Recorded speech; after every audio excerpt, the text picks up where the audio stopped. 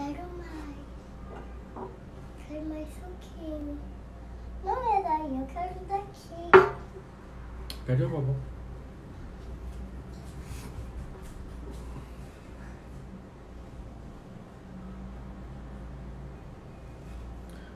Olá, Pati. Boa noite, seja bem-vinda. Um dia inteiro de live, desde as 15 horas de hoje estão acontecendo lives. Tivemos um tempo maravilhoso com o pessoal do louvor, um tempo sensacional, um tempo de Deus para as nossas vidas. Foi bênção, bênção demais. Obrigado, Pati, por liberar o maridão. Agora ele deve chegar em casa morto, cansado. Foi bênção, louvado seja o Senhor por isso. Silvia, Deus abençoe a sua vida. Seja bem-vinda, em nome de Jesus. Estamos aí iniciando hoje nosso segundo momento da nossa live Friends in Flame, Amigos em Chama. Já estamos online aí. Logo mais o pastor Elmi vai estar entrando. A pastora Sheila também vai estar aqui conosco. Tenho certeza que vai ser um tempo de bênção, tempo do Senhor para as nossas vidas. Estou acionando aqui o pastor, logo estaremos conectados. Mandar mensagem para ele. Vai colocando aí seu pedido de oração. Wellington, seja bem-vindo, em nome de Jesus. Que Deus possa abençoar a sua vida. Hoje nós estamos vivendo um tempo de avivamento, tempo de fogo, e esse tema que Deus colocou no nosso coração é algo que tem direcionado as nossas vidas. Nós recebemos o desafio, aceitamos o desafio de fazer durante todo esse período de quarentena uma live que direcionasse as nossas vidas, que trouxesse uma palavra de esperança, que trouxesse uma palavra de encorajamento para as pessoas.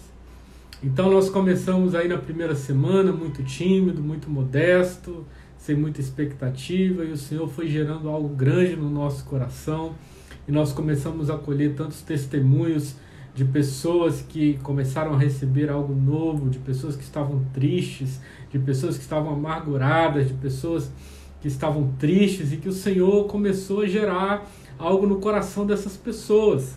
Então nós temos testemunhos aí de gente que estava tomando antidepressivo, remédios para dormir, e já não estão tomando mais por causa de uma palavra. Uma palavra que foi liberada. Eu quero te afirmar que uma palavra ela tem o poder de mudar um destino. Uma palavra tem a capacidade em Deus de mudar o destino de uma pessoa. E hoje nós estamos aqui para poder celebrar esse tempo, para poder compartilharmos aí desse momento de grande bênção do Senhor. Inês, que Deus te abençoe. Iago, pastor Elmi já está aí, já entrou na live também. Rúbia, que Deus abençoe a sua vida. Dá um abraço aí no Willen, meu amigão de fé, companheiro aí de trabalho, um homem reto, temente ao Senhor, uma pessoa que tem me edificado bastante em todo esse tempo. Elmi, a hora que você quiser, pede para participar do vídeo, que nós vamos estar aqui liberando já a sua entrada. Hoje nós estamos fazendo o segundo dia do Friends in Flame. Apesar de ser Friends, ontem eu fiz sozinho, mas eu fiz exatamente para poder trazer o sentido dessa série, qual é a motivação que Deus colocou no nosso coração e o porquê desse momento, né?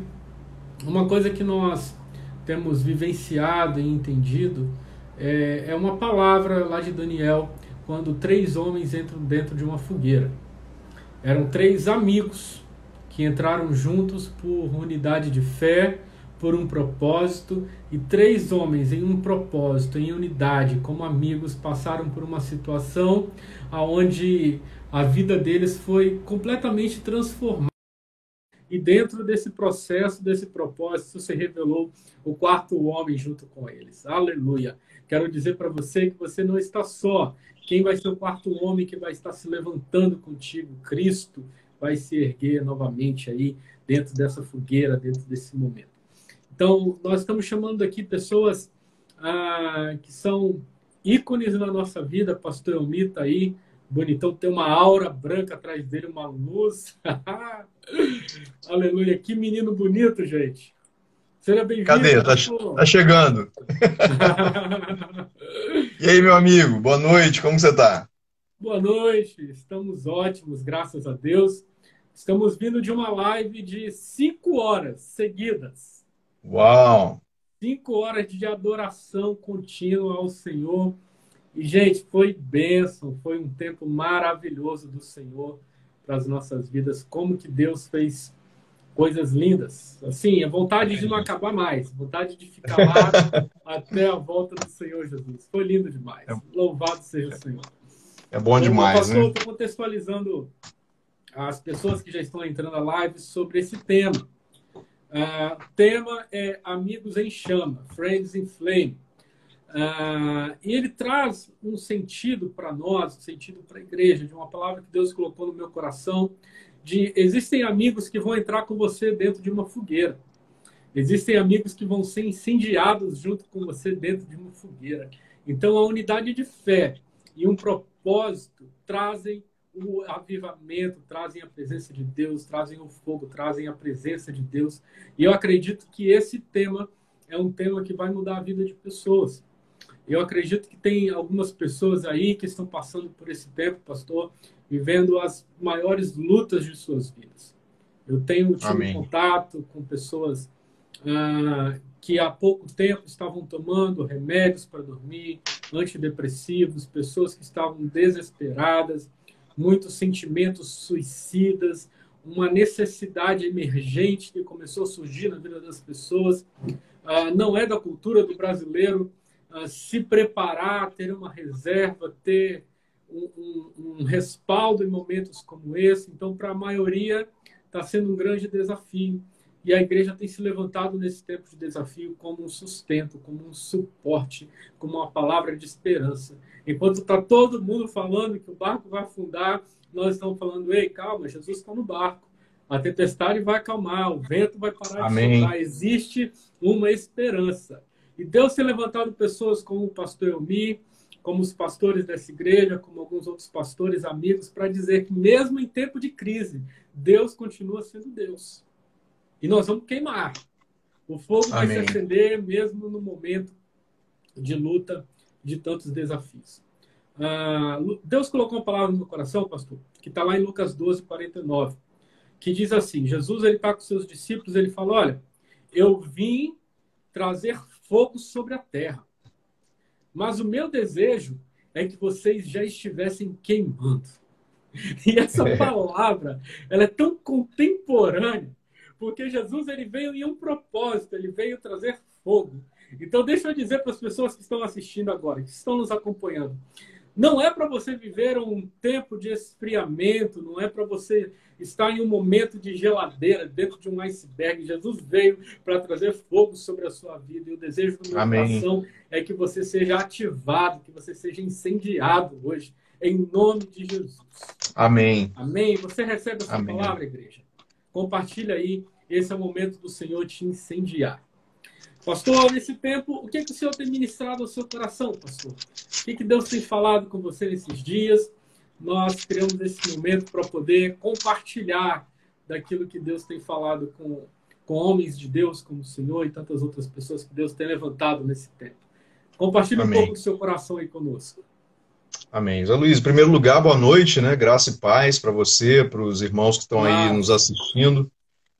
Que todos sejam muito bem-vindos aí nessa live, que Deus possa pegar, né, cada um de nós por dentro, né, continuar nos esticando por dentro. É até muito difícil para mim, né, tentar expressar, né, assim, com exatidão, assim, aquilo que Deus tem compartilhado, porque eu imagino que todos nós que estamos sintonizados naquilo que está acontecendo nesses dias, quando eu falo naquilo que está acontecendo, não no mundo temporal, mas no mundo espiritual, né, que tem sido reflexo no mundo físico, é um turbilhão de informações, né? Eu particularmente penso que talvez, poucas vezes na minha vida eu tenha sido tão ativado para tentar compreender, né, e me contextualizar com aquilo que está acontecendo nesses dias. Bom, como eu digo para algumas pessoas, né, eu sou um pouco até suspeito para falar sobre isso, porque há 10 anos atrás, mais exatamente no ano 2009, né, 11 anos atrás, eu estava em Israel, junto com mais dois amigos, nós ficamos um período de um mês, né, em consagração, jejum, buscando de Deus direções, enfim.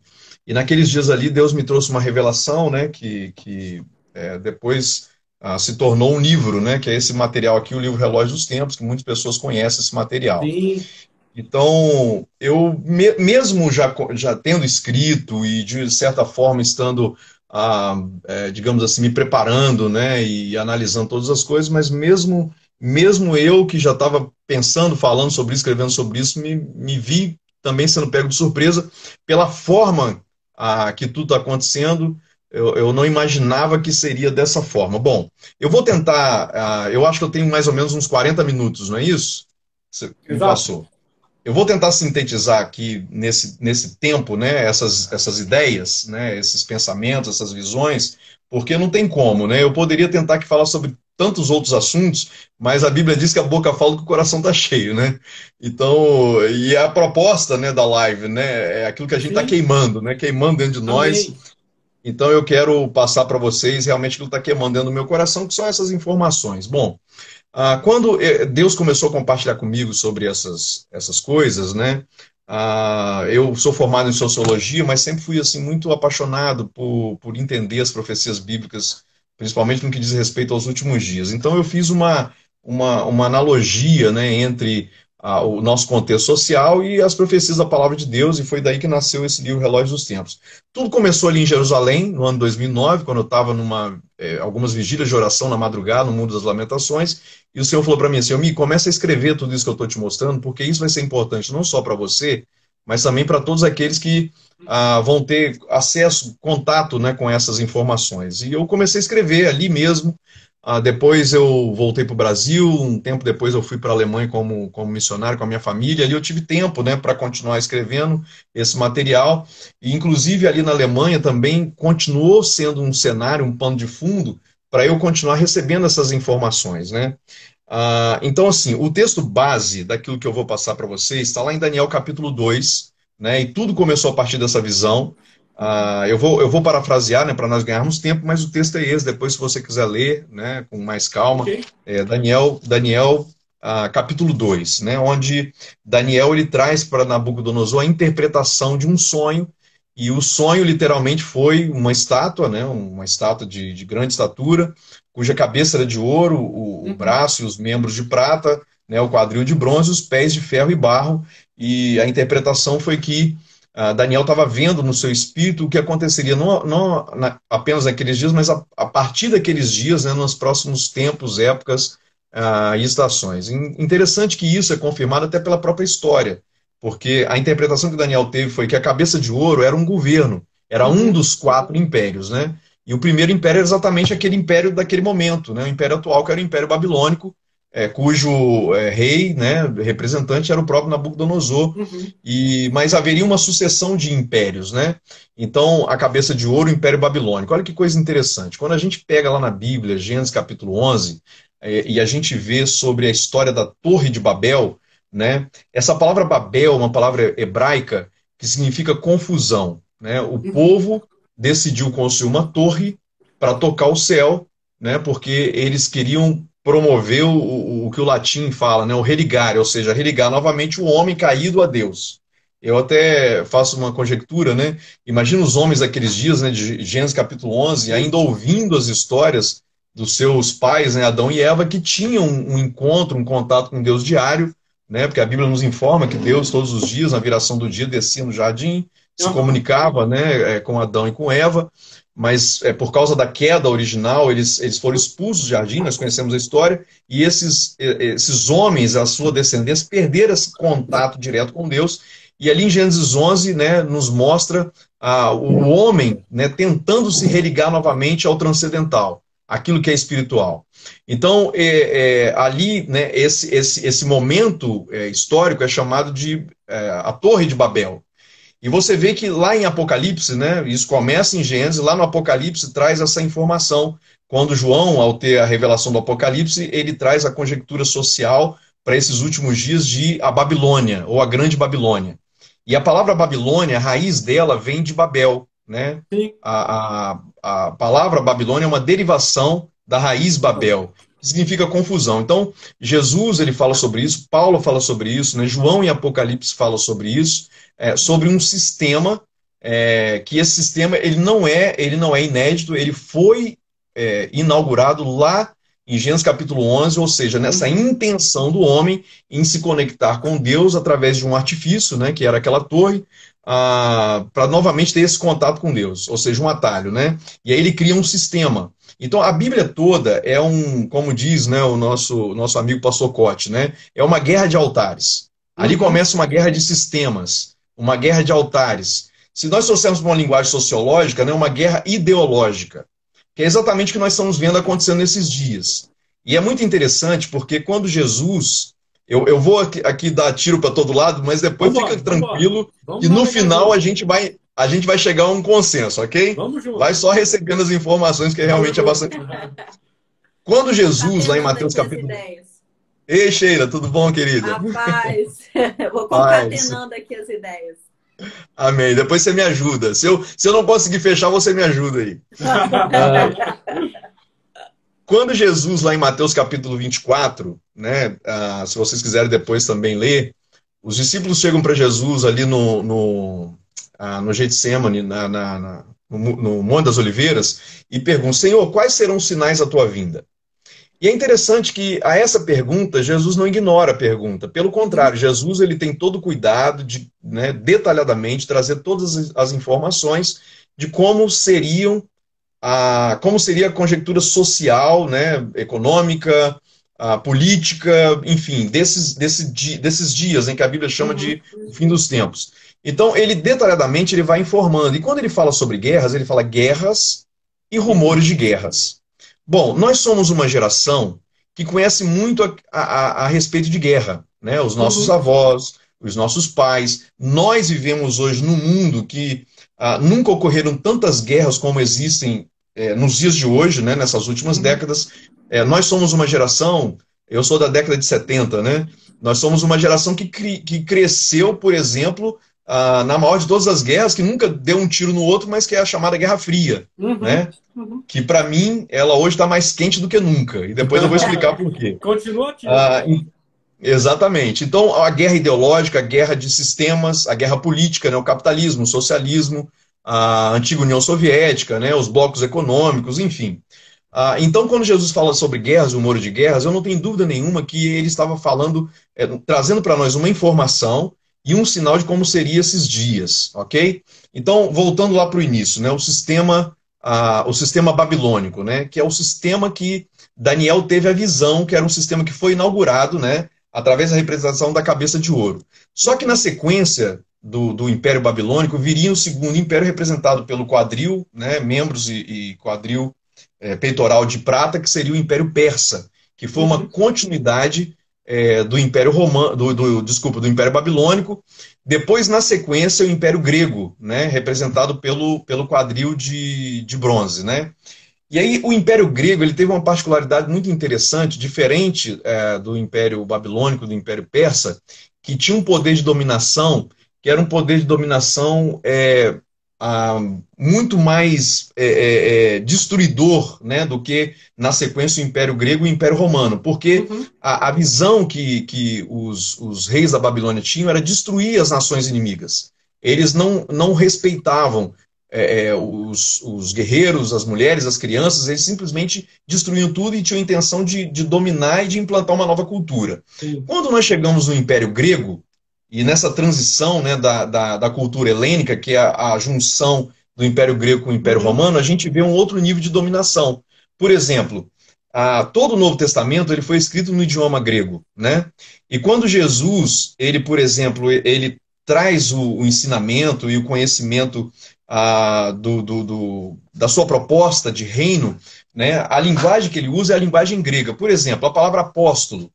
Apóstolo ou apostólico, né, é uma palavra grega que dizia respeito aos oficiais romanos que eram enviados, né, para as cidades que eram conquistadas. Eles eram um representante em outra cidade para implantar uma cultura.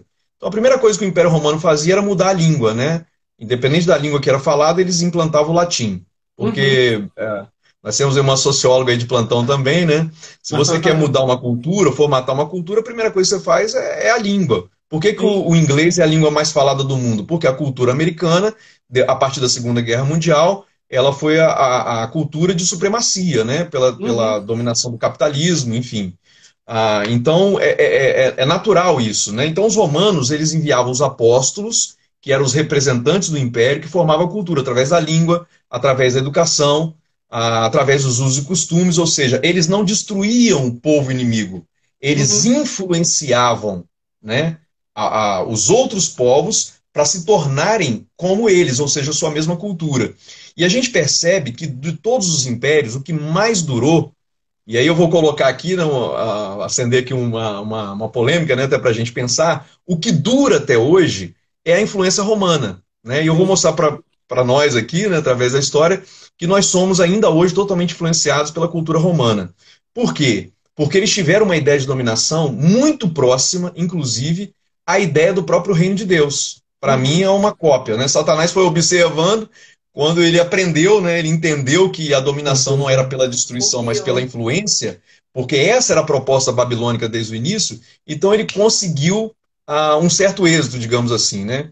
Mas é interessante que a visão de Daniel, da grande estátua, né, de cabeça de ouro, prata, bronze e pés de ferro e barro, na sequência da visão aqui no capítulo 2, ele vê uma grande pedra vindo de encontro a essa estátua e destruindo essa estátua, né, destruindo esse sistema, digamos assim.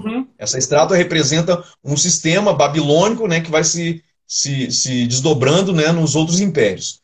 Mas os pés de ferro e barro, aparentemente, é o menos importante, né? Em relação ao ouro, em relação à prata, em relação ao bronze.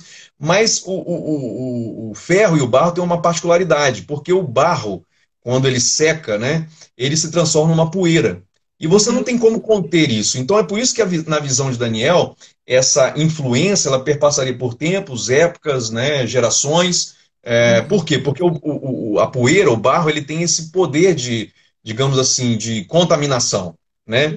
Então a gente percebe que a partir do Império Romano, que no mundo ocidental durou desde antes de Jesus nascer, 320 anos antes de Cristo, e até depois de Cristo, mais ou menos mais uns 300 anos, até o imperador Constantino, a gente vai ver mais ou menos 500, 600 anos de influência romana no mundo ocidental. Mas o mundo oriental, né, lá em Alexandria, naqueles onde hoje é a Turquia, ele existiu até o ano de 1453, depois da era cristã. Então você vê o período de tempo, foram aproximadamente mais ou menos uns 1800 a 1900 anos de dominação. Nenhum dos impérios anteriores teve esse poder por causa, né, como eu já expliquei, da forma em que eles colonizavam, né, os outros povos, né, por causa da forma da implantação da cultura. A questão é que a influência romana, ela realmente ficou enraizada. Se nós pegarmos hoje o mundo ocidental, e de uma certa forma, até o mesmo mundo oriental, porque hoje já não existe muito essa diferenciação. Por exemplo, a China bebe Coca-Cola já pelo menos há 2 décadas, né?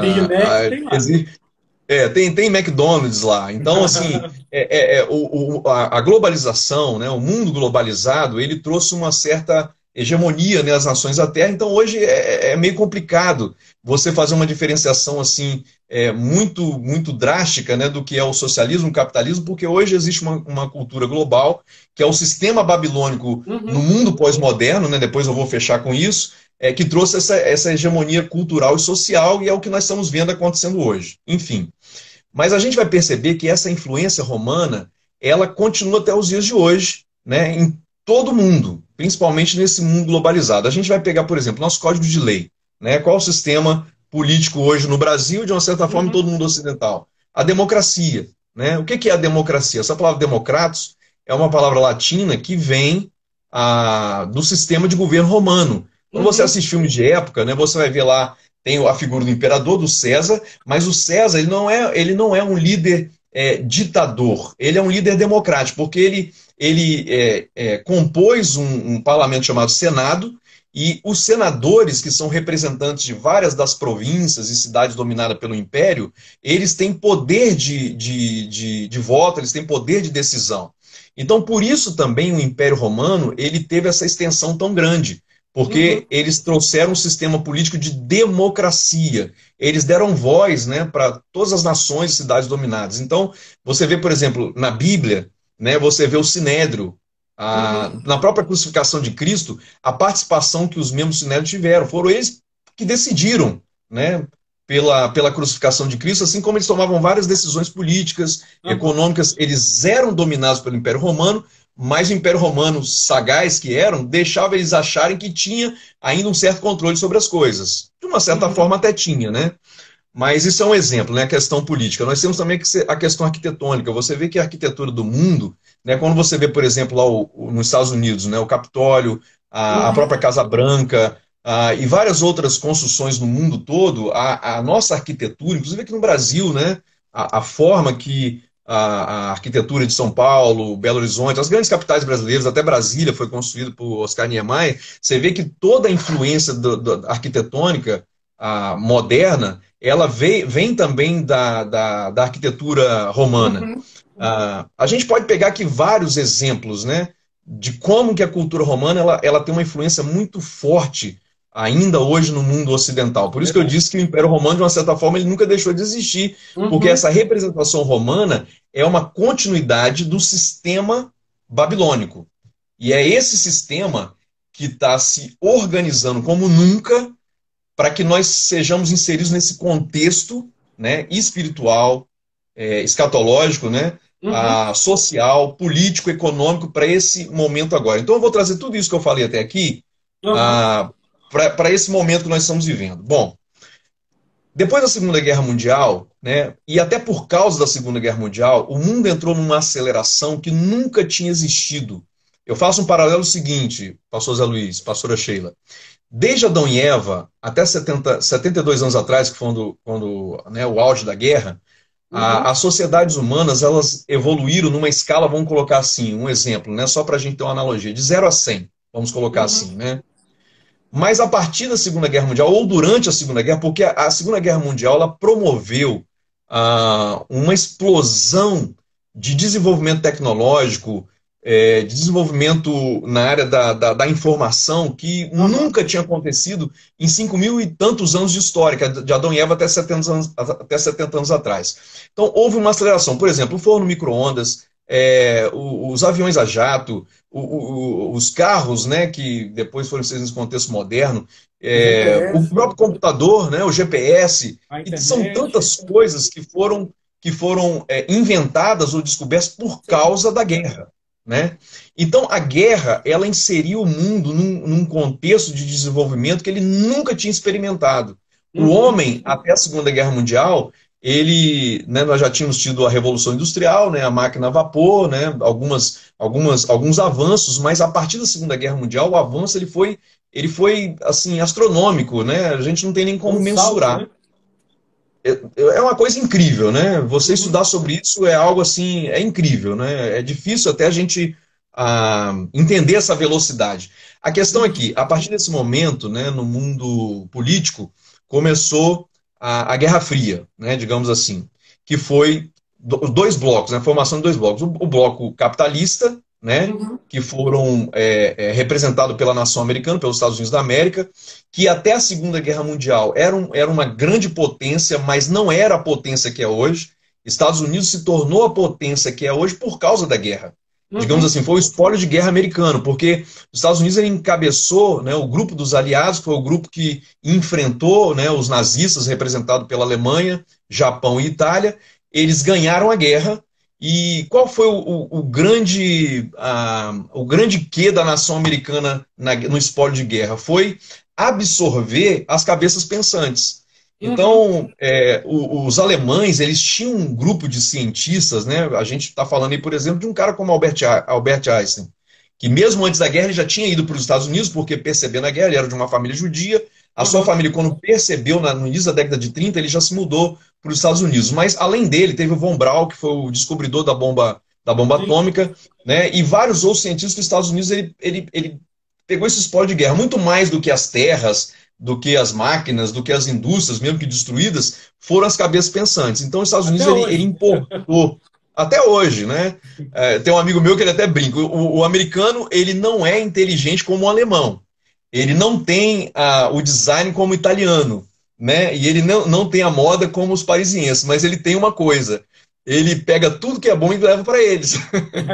Então, de uma certa forma, ele acaba sendo mais inteligente, né, do que os outros, né? Ele não tem inteligência, mas ele coopta a inteligência. Hã? Ele é estrategista, né? Exatamente.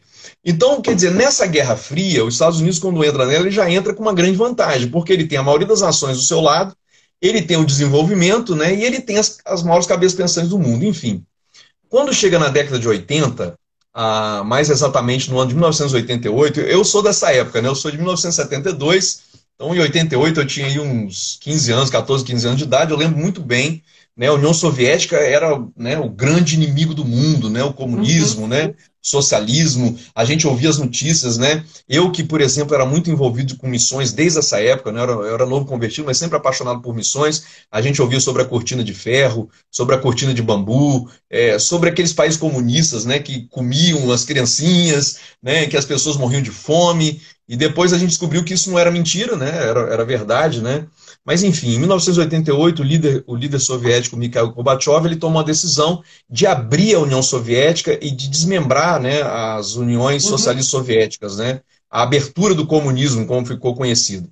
Um ano depois, né, um outro passo, que foi a queda do Muro de Berlim, em 1989. Um muro que na década de 60 foi construído da noite para o dia, onde várias famílias da Alemanha, que se tornou a Alemanha Oriental, que foi a parte que os socialistas pegaram, né? A Alemanha foi dividida no meio, e aquele muro foi levantado. Então, eu como fui missionário lá, era muito comum a gente ouvir esses relatos. Olha, de repente, de um dia para o outro, o meu marido, ou o meu pai, ou o meu avô, ou o meu tio, seja lá quem for, meu amigo, estava do outro lado, o muro foi construído e ele ficou 20 anos sem poder retornar para casa.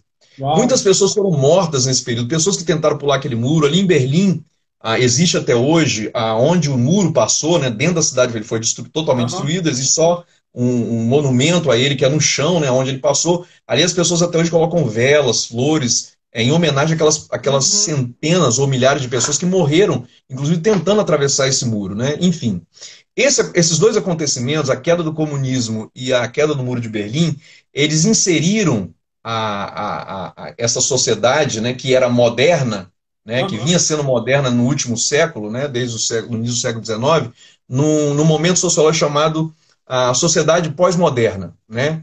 E alguns sociólogos, né, inclusive denominaram esse momento agora como sociedade líquida, porque é uma sociedade totalmente volátil, né, como um líquido mesmo, né, não tem como você pegar, controlar, né? Ou seja, uma sociedade que, desde a final da década de 80, foi inserida num contexto de pós-modernidade. E quais são as características, né, dessa sociedade pós-moderna? Não é um mundo livre. A gente vê, por exemplo, desde a década de 60, o Festival de Woodstock, né, sexo, droga e rock and roll. Agora isso toma uma forma muito maior, né, isso traz uma nova cultura. As bandas de rock, né, a partir dos anos 80, no mundo inteiro, né, bandas como Pink Floyd, que, por exemplo, cantaram aquela música The Wall, que tinha em relação ao Muro de Berlim, né, esse protesto, né, essa nova geração. Eu vejo o lado positivo disso, né? Porque todo mundo só demoniza isso, mas eu vejo um lado positivo, né? As ditaduras do mundo inteiro caindo, como foi a própria União Soviética, mas dentro desse contexto todo, né, essas mudanças todas, o que tem acontecido desde então é uma formação de um cenário muito, muito claro, né? Da visão que Daniel teve, né, há tantos anos atrás, mais ou menos. Daniel, ele viveu mais ou menos, se não me engano, uns 500, 600 anos antes de Cristo. Então a gente está falando de algo de 2.600 anos atrás. Como que essa visão que ele teve, ela se encaixa de uma forma tão perfeita para esse momento, né, que nós estamos vivendo hoje. Então, assim, caminhando agora para essa conjuntura, né, moderna, pós-moderna, para a gente ir para o final, a gente percebe Dinho mandando mensagem ali, falando que ama os três. Pastor Dinho. Acabou de entrar. Dinho é suspeito. Ô, Dinho, ó, minha barba daqui a pouco tá igual as tuas, hein? Ô, Dinho, você... picanha, hein? Ih, cara, não vou nem falar não, porque eu acho que eu que tô devendo alguma coisa pra ele. Não, Vamos mudar de assunto. Tem muita gente nos devendo algumas coisas aqui nessa live. Oh, meu Deus. Vamos continuar aqui nossa live. Então, queridos, o que acontece, né? Caminhando para esse mundo pós-moderno, a gente vai perceber que todo esse cenário, né, sociológico, espiritual, né, econômico, político, ele se afunilou para esse momento. Bom, eu quero dizer o seguinte: nunca houve uma possibilidade tão grande dos cumprimentos proféticos acontecerem que não fossem nesses dias, né?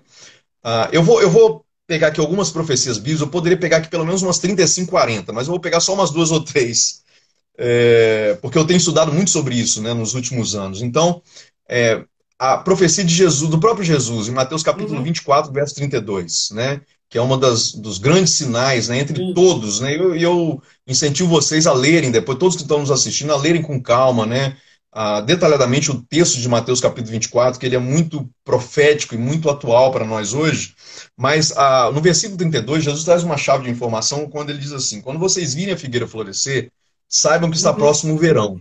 Então, é senso comum, né, de todos os teólogos, todas as vezes que a Bíblia se refere à figueira, ela está se referindo à nação de Israel e mais propriamente à cidade de Jerusalém.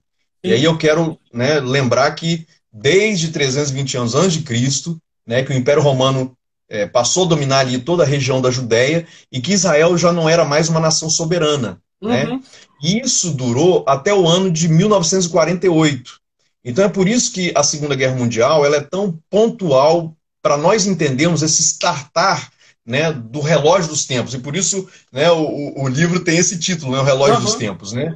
Porque ele, na minha compreensão, na minha humilde compreensão, ele startou efetivamente nesse tempo pós-moderno, né, moderno, pós-moderno, exatamente no surgimento da nação de Israel. Né? Existe uma pergunta profética, né, de Daniel capítulo 66, versículo 8, que ele pergunta assim: pode uma nação nascer num só dia? É uma pergunta. Né? O profeta Isaías, eu estava falando sobre Daniel, o profeta Isaías, capítulo 66, versículo 8, ele faz uma pergunta: pode uma nação nascer num só dia?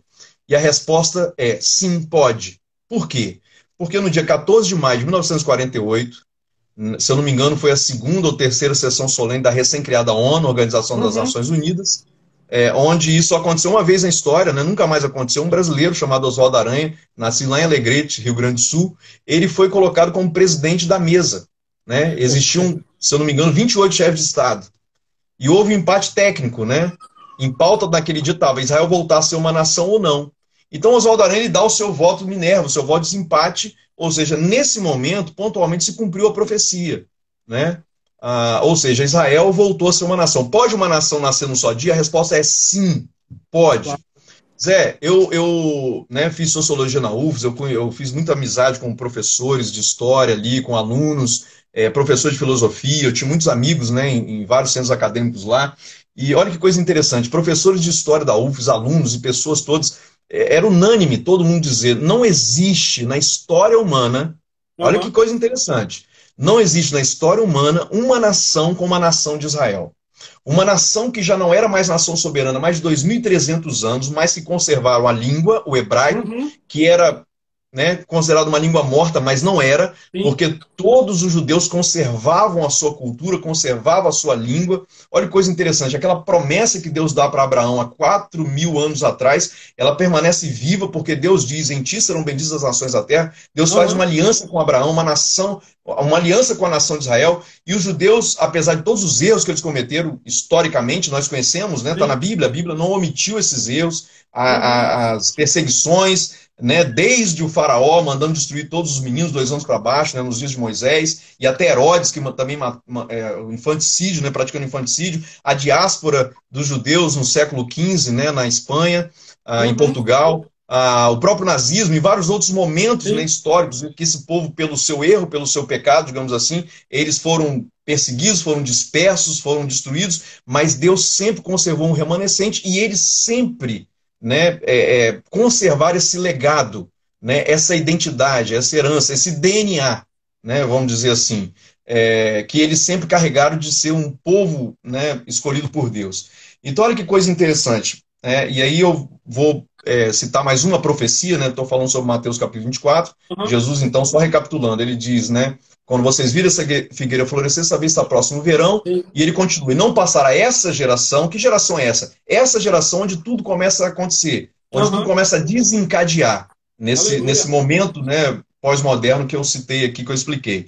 Não passará essa geração sem que todas as coisas aconteçam. Que coisas são essas? Todas as profecias anteriores. A partir do versículo 2 até o versículo 31, tudo que ele falou, guerras, rumores de guerras, epidemias, olha que coisa interessante. Jesus fala sobre pandemia. Está aqui, Mateus capítulo 24, ele fala que nesses dias aconteceriam epidemias. Aí você pode dizer assim, mas desde dos egípcios, né, epidemias acontecem, realmente acontece. Tem hieróglifos do Egito que tem lá pessoas, por exemplo, andando de muleta, né, aludindo à questão da poliomielite, né, o vírus da polio, né. Então, a epidemia sempre, desde que o mundo é mundo, existe, mas nunca aconteceu uma quarentena como está acontecendo nos dias de hoje, né. E isso é possível por causa do mundo globalizado, né, por causa desse momento, né, pós-moderno, enfim. Então, é pontual essa profecia para esse momento, né. Então, falando sobre outra profecia, Ezequiel capítulo 37, isso aqui eu tenho vivido essa história, essa profecia, porque desde o ano de 2014, eu tenho, digamos assim, frequentado o lugar onde nós entendemos que literalmente tem se cumprido essa palavra profética. Ezequiel 37 é aquele texto, né, só refrescando a memória de todo mundo, onde o Senhor ele diz para o profeta Ezequiel, Ezequiel, por um acaso, poderão reviver esses ossos? Né? Deus pega Ezequiel, né, e leva Ezequiel até um lugar chamado Vale de Ossos Secos. Aliás, esse é o tema, né, a temática do capítulo, o Vale de Ossos Secos. E o Senhor começa um diálogo com o profeta. E interessante, o versículo 1 diz assim, e o Senhor me levou, o Senhor me disse, profetiza sobre a casa de Israel. Então, esse texto ele é literal, está falando sobre a nação de Israel, a casa de Israel, a descendente de Israel, a geração de Israel, né? E ali o Deus começa um diálogo com o profeta e diz para ele, pergunta para ele assim, poderão reviver esses ossos? É a pergunta de Deus para Ezequiel. Ezequiel devolve a pergunta, né, responde com uma outra pergunta. O Senhor sabe, né? O Senhor quem sabe. Então Deus diz para ele assim, então profetiza. E aí Ezequiel diz, então eu começo a profetizar, ou seja, começa a liberar palavras, né, proféticas, palavra de vida. E ele diz, na primeira pessoa, enquanto eu profetizava, né, e sai do diálogo da terceira pessoa, vem para a primeira pessoa. Enquanto eu profetizava, ossos começaram a se juntar com ossos. E depois veio nervos, tendões, carne e pele. Então, qual é a interpretação, né, que nós entendemos dessa profecia? Deus está reconstruindo uma nação, a casa de Israel, que foi destruída. E foi destruída literalmente. Então, se nós pegarmos na história, em todos esses momentos que eu citei, a diáspora, o infanticídio da época do faraó, da época de Herodes, e todas as outras perseguições que o povo judeu sofreu, não existe nada comparado com o período nazista. Né? Não existe. Não existe na história humana, por exemplo, um campo de concentração como o campo de Auschwitz. Não existe um relato onde tantas pessoas de uma só vez morreram num só lugar. E principalmente com o que diz respeito ao povo judeu, porque ali naquele campo, que era uma verdadeira indústria de morte, né? Se vocês já estudaram um pouco sobre isso na faculdade ou nos livros de história, então, enfim, aquele campo de concentração ele era uma indústria de morte, né? A forma com que as pessoas eram levadas para ali, de toda a Europa para aquele lugar, ali morreram ciganos, morreram homossexuais, morreram, enfim, mas a maior etnia que morreu naquele lugar foram os judeus, foram alguns dizem que chegou a mais de 1.800.000 judeus que foram exterminados naquele campo. Então, não existe um cemitério humano de judeus maior do que Auschwitz, ali na Polônia. Então, nós entendemos que, literalmente, o Senhor leva Ezequiel a esse lugar. A visão que Ezequiel teve foi a visão de Auschwitz, aquele campo de concentração, repito, onde morreu o maior número de judeus da história humana. E o que significa ossos com ossos? O osso representa a estrutura. O osso representa a estrutura do corpo humano, né? A gente aprendeu isso nas nossas... Eu ainda lembro das aulas de ciências da escola, né? O corpo é a estrutura... Não lembro muita coisa, mas isso eu lembro. É a estrutura do nosso corpo, é o que sustenta o corpo. Então, o que Deus estava mostrando? Que ele estava reestruturando, né? a estrutura principal da nação, porque no versículo 1 ele diz, profetiza sobre a casa de Israel. Então, ossos com ossos está dizendo respeito às pessoas que estão sendo trazidas à vida novamente, estão ressurgindo, né, a ressurreição, mas antes da ressurreição em si, há um movimento de estruturação, um movimento de uma nova estruturação, ou seja, uma nação sendo reconstruída. Então, ossos com ossos representa o surgimento ou ressurgimento daquela nação que havia se perdido. Só que não são só ossos, né? Tem nervos, tem tendões, tem carne, né? Se você for ler a sequência da profecia, fala sobre tudo isso, né? Ezequiel tem essa visão, ossos, nervos, tendões, carne, pele e tal. Então, é como se Deus estivesse reconstruindo uma nação, e quando você fala, por exemplo, sobre a pele, né? A pele é a parte visível do corpo humano. Nós entendemos que, por exemplo, o ressurgimento da própria língua, né, dos judeus, o hebraico, que era uma língua considerada morta, mas que os judeus preservaram. Enfim, quando a ONU, né, decide na reconstrução, na permissão para a reconstrução do Estado de Israel, em 14, sendo específico, dia 14 de maio de 1948. Ali começou a startar esse relógio, né? E aí eu estou fazendo um paralelo de tudo que eu fui falando até aqui, né? Do sistema babilônico, dessa conjuntura pós-moderna, né? Da sociedade líquida, de todo esse cenário, né?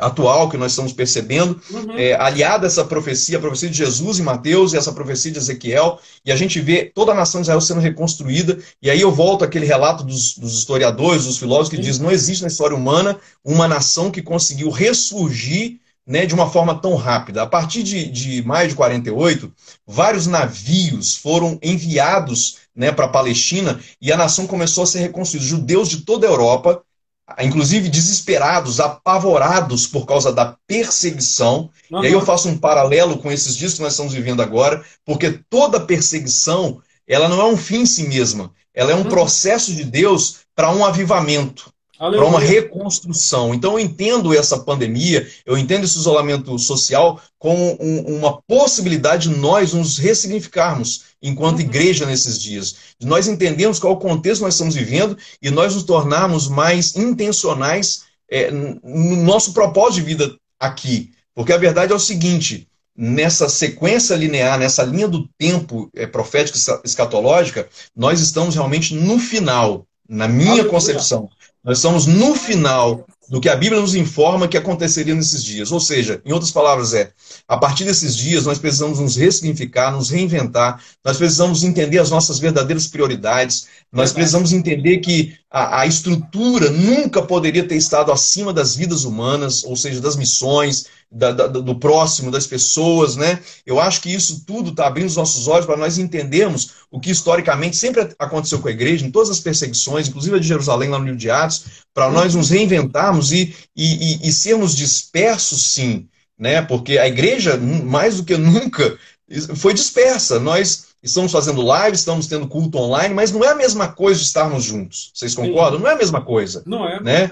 Não é a mesma coisa, não tem como, né? É maravilhoso, glória a Deus pela tecnologia, mas não é a mesma coisa de nós nos abraçarmos, estarmos juntos, é diferente. Então, essa dispersão que está acontecendo hoje, eu penso que é um pano de fundo, é uma matéria-prima para um grande avivamento, né? Um grande despertamento da igreja, nesse contexto escatológico das profecias de Daniel, da profecia de Jesus, das profecias do livro de Ezequiel e várias outras que eu poderia citar aqui, né? Então, assim, só para fechar, né? A gente vê a nação de Israel sendo reconstruída.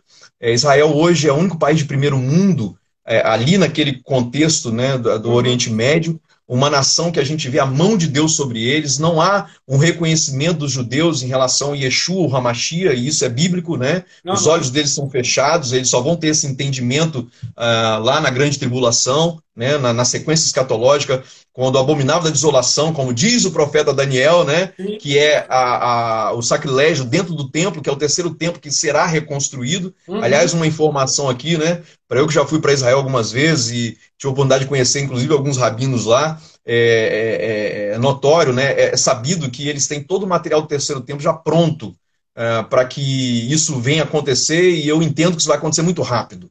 Isso vai acontecer muito rápido, né? Apesar de hoje, humanamente, parecer algo impossível, porque o templo é exatamente ali onde está o Domo da Rocha, ali a Mesquita de Omar, que é controlado pelos muçulmanos, mas Deus ele pode, né, no instalar de Deus, mudar toda a conjuntura, né, social, política da Terra e promover isso.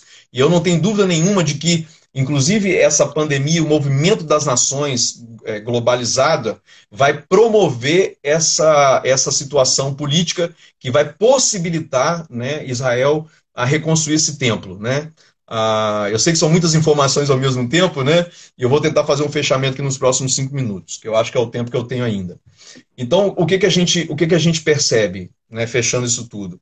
A gente percebe um cenário, né, totalmente formado. O mundo hoje é totalmente globalizado, né? Desde a criação da ONU, desde o retorno do Estado de Israel. Nós temos aqui o G7, o G8, o G20, a Comunidade Europeia, o Mercosul, a OTAN, ou seja, são diversas os países do petróleo lá do Oriente Médio, ou seja, são vários blocos econômico, político, social que foram formados, e hoje a pandemia está promovendo ainda mais um ajuntamento global.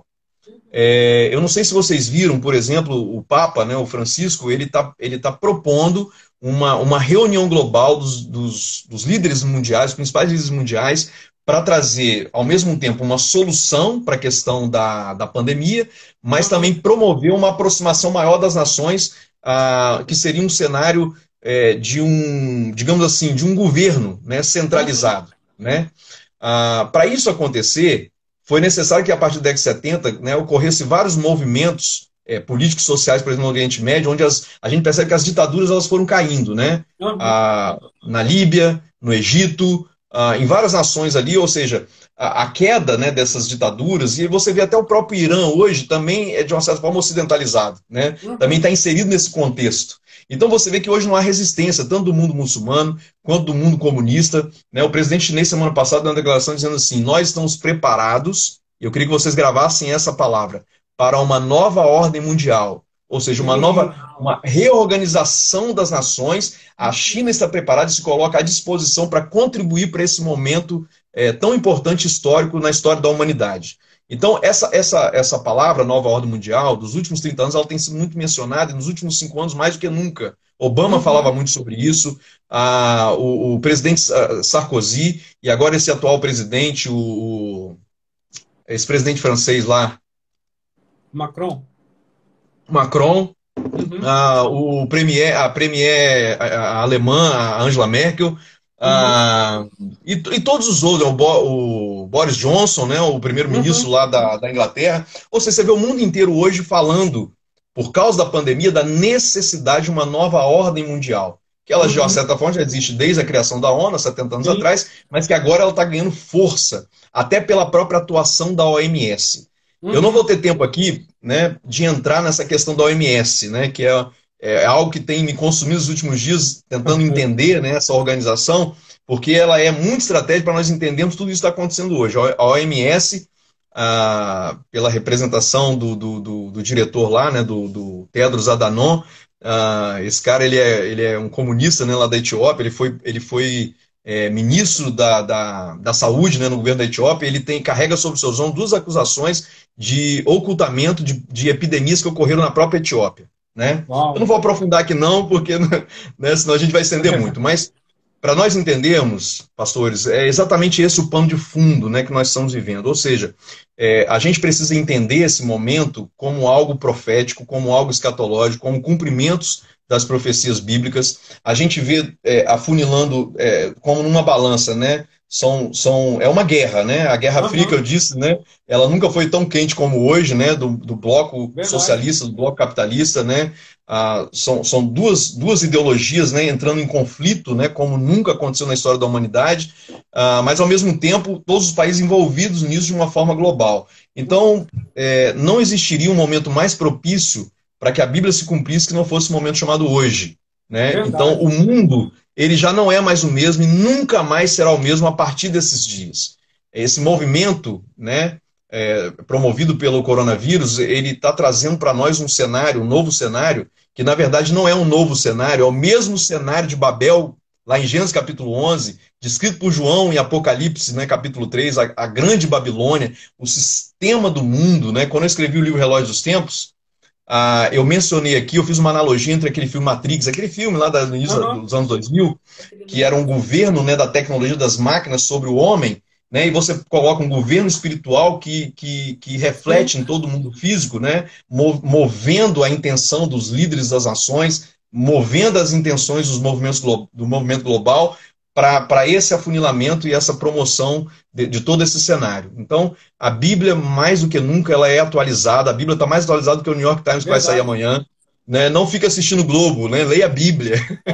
Não é a CNN, a Fox não tem a informação, a Bíblia tem, né? A Bíblia tem todas as informações para nós.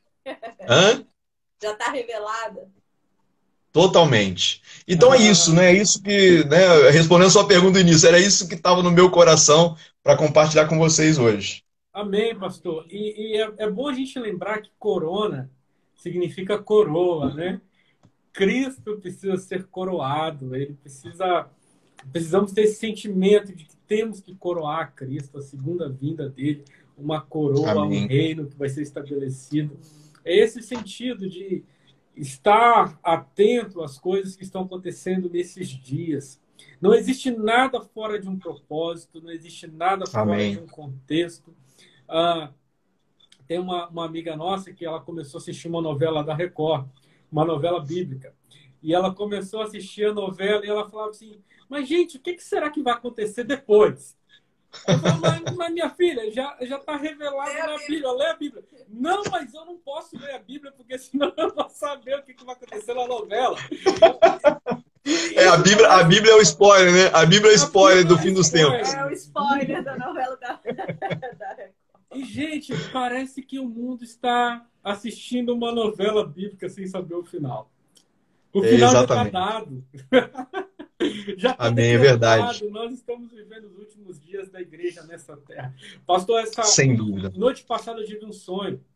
E nesse sonho eu estava pegando um avião para poder ministrar em um determinado país. E eu dormia dentro do voo, dentro do táxi.